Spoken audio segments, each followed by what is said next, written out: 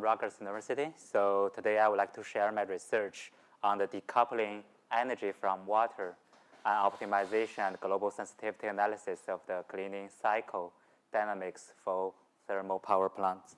My collaborators are from Northeast Electric Power University. So as you know that actually in the power generation, people are consuming a huge amount of water, including cooling, including cleaning, and a lot of other uses. And if you look at the trend, this is the paper published last year in Nature Energy. So over the years, if you see that this is the trend of the power generation in China, and this blue line is the water withdrawal over the years. So you can see that even though there's a strong increase of the power generation, but the water is not increased as much as the power generation.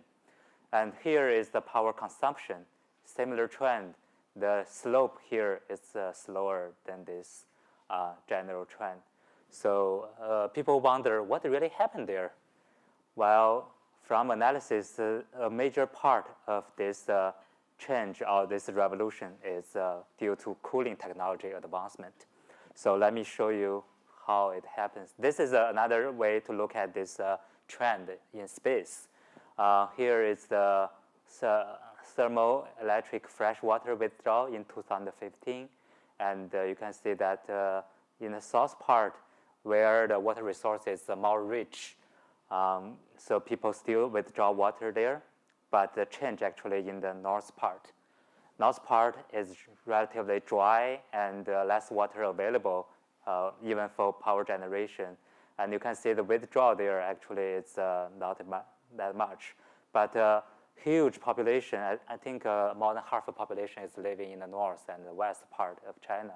And you can see that their withdrawal water is not that much. On the other hand, like a natural fuel, the fossil fuels and other natural gas actually has a rich reserve in the north part. So you can see the power generation in the north actually is much more than the south part, but still water withdrawal is not that much. So that's so it seems like water and energy are decoupling now. And one of the driving technology behind it is called air cooling technology. So before, when they generate power, they need a heat exchange to keep the system working. Before, they use water to cool the whole system. They pump water from natural waters and process it and cool the exchange here. But now, because of the water is so scarce in the north part, people start to use air to cool the system. So they use a fan to pump air through the heat exchanger there. So in this way, they can still do the same job, but use much less water. And because of this, because of the air has a low heat capacity, so you have to design very dense fins attached to these steam channels. In this way, you can just increase your heat exchange rate there and try to reach the water exchange rate. So, but the problem is if you have such narrow channels there, dust is very easy to deposit on the surface on these narrow channels. And then over time, too much dust will decrease the efficiency of the heat exchange. So we have a problem here. Again, this is some on-site photos. This is a photo from Inner Mongolia province in China. So you can see that this is a heat exchanger. All the exchanger is on top of this roof. And you can see the channel is very, very narrow and very long, dense arranged channels. So this is before. This is like a brand new channels. But after some time, it's totally, this is dust blocking the channels. So the air cannot go through and the heat exchange becomes much less efficient. So people have to use these water jets to clean the surface of the exchanger. Still, if you use water, it becomes water intensive again, and you consume too much water there. And actually, this is the case in Inner Mongolia. They have a relative big size of lakes just beside of the city, and because of the cleaning, only cleaning, not a heat exchange, the size of the lake shrink a lot, and the city people start to protest on this, and the mayor was not happy about that. So they asked them to clean this as less frequent as possible. So at last, the cleaning, if the clean size is not that frequent, the whole power generator cannot be as efficient as before. So at this point, they asked my collaborators whether you can design something for us to optimize the system. And so the key questions in this research project between my Chinese collaborators and the US is that what is the optimal cleaning period? How frequent you should clean the exchanger? And what's the important factor to impact the results, and how to apply the model in reality? So that's then we designed this conceptual model. So over time, because of the dust deposit on surface of exchange, the power plant becomes less efficient. That costs some money. The inefficiency cost accumulate over time until the peak. Then you perform the cleaning process, and we assume that it's a linear process. But we can give a factor here to make it to incorporate the nonlinear process if there's any complexity in the cleaning process. And this cost is cleaning cost that includes the labor, water, and power consumption during this process. So in total, if you want to calculate the total cost, that's the inefficiency cost, and in the dust deposition, and the inefficiency cost during the cleaning process, and also the direct cost of the cleaning. So you have to integrate the whole process with these three curves. So that's the total cost. But again, during the year, sometimes you don't need to clean the exchanger because you have a frequent rain. So the cleaning process only happens during part of the year. So that's the total TC. And the question is how many cycles you have to do here, and how frequent especially TC1 should be. Because TC2 is more depends on how large your power plant is, and how quickly how much resources you have to clean the process. So you cannot do much about that, but you can control here how frequent you wait before you clean the exchanger. So the target now is trying to optimize this parameter. And the total cost is the efficiency CF1, CF2, C cleaning, and this is total time. So generally, this is how many cycles you performed over the year. So with this model, one of the key components here is the heat resistance on the exchange surface.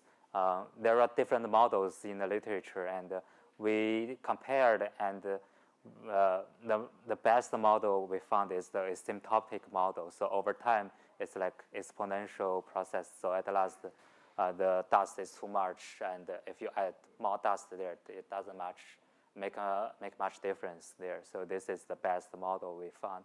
But before, people used the linear model more because it's easier.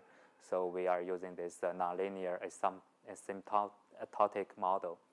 And here we try to connect the enthalpy and the heat resistance process here. So over time, RF is increasing. So at last, we get HF. Generally, this is a polynomial, and each PS is another polynomial. So it's a very long polynomial equation here. And we insert this model into this process. We can calculate the CF. I will show you later. But the cleaning is how much power we consume, and the labor cost, water cost, and this is the cleaning facility depreciation cost over time. So you have all these costs together. So we can integrate over that. This is what I mentioned before. This is the CF1 cost. You have to integrate the very long polynomial, and this is another thing. CF2 over the cleaning process, you also need to integrate that very, very dirty polynomial. So that's the whole CF equation. So at last, we can combine all the costs together and come up with the analytical expression of this the total cost equation. So generally, it's over time, and you have the CT1 to TC1 to optimize. There are different CT1 here, so it's a very nonlinear equation here. And what we can do is try to find the optimal cleaning period. So we do the first order derivative of the C totals and make it equal to 0. We get this equation. So at last, we just need to solve this equation to obtain the CT1 here. And then this is a very nonlinear equation, and we have to use the numerical method to solve that equation. But from a sensitivity analysis point, this TC1 is normalized. The TC1, it really depends on a series of factors like a cleaning cost, like the cleaning time, and also many other factors here. But if you decompose that into the physical parameters, they just three non-normalized. So it's normalized parameters like cleaning cost, the heat resistance, and also the cleaning period. So you have these three factors. So at last, you want to find the TC1. So generally, that's the three parameters. And the thing we are using is called the global sensitivity. And usually, people optimize this, use the local sensitivity analysis. So for local sensitivity, if you have the parameter space like this, people pick up one point, which is like a base case, base situation, and then they move the point a little bit from this base point, and they will test how much the total cost change. In this way, they know that how much cost change in different directions from this point. So if you change a point, then the sensitivity completely change. Like here is low sensitivity. Here you have very high sensitivity.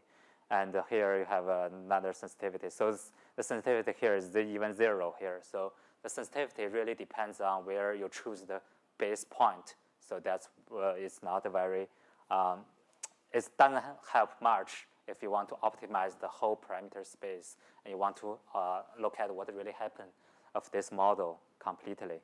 So people developed this global sensitivity analysis, and we believe we are the first one to use this variance-based sensitivity analysis for this problem. So generally speaking, you use the variance. The variance of this, the final optimized object depends on a series of others. So this is the first order impact. Like if you change that will tell you if you change this first parameter, what will happen. This is if you change the two parameters together, what happens. This is called joint sensitivity. And with higher order, you incorporate the higher order of the joint sensitivity into this model.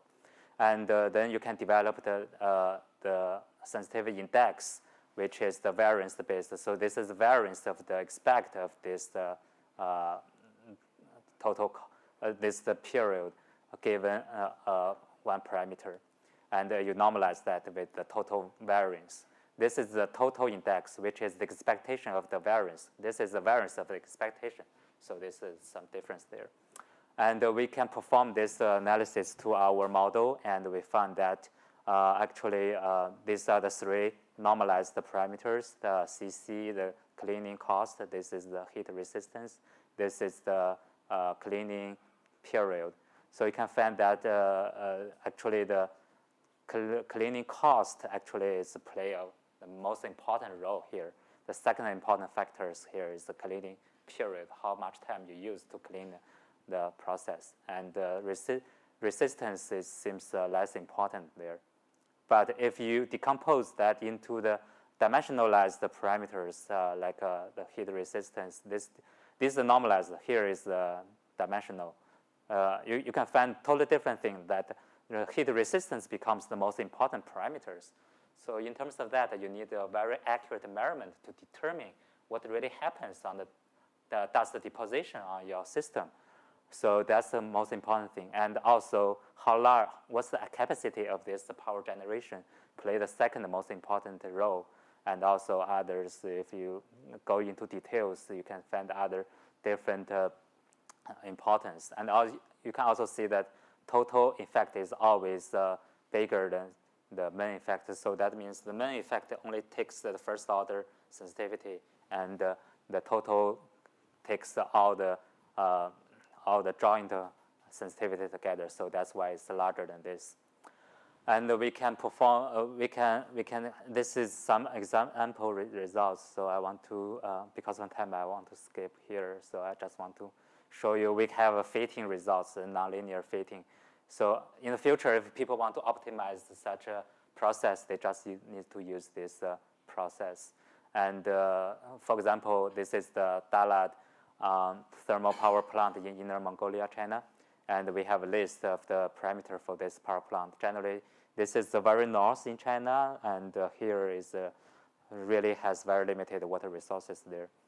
And if we use this model and we insert all the values there, so at last we found that the cleaning period should be like 7.6 days. So every week you clean the power plant.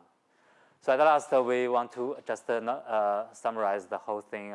We developed a model that can be used for cleaning the process, and we are the first to use the global sensitivity analysis for this problem.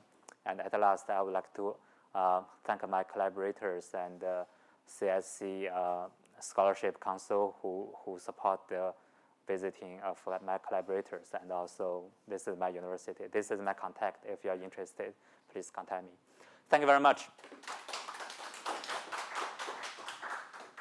Any questions?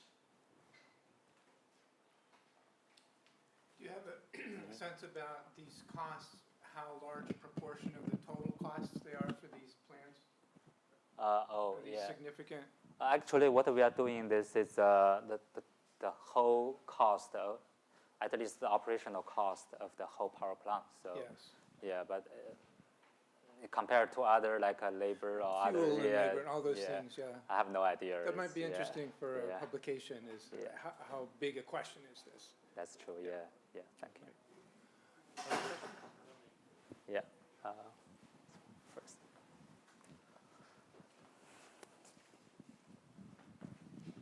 Thank you.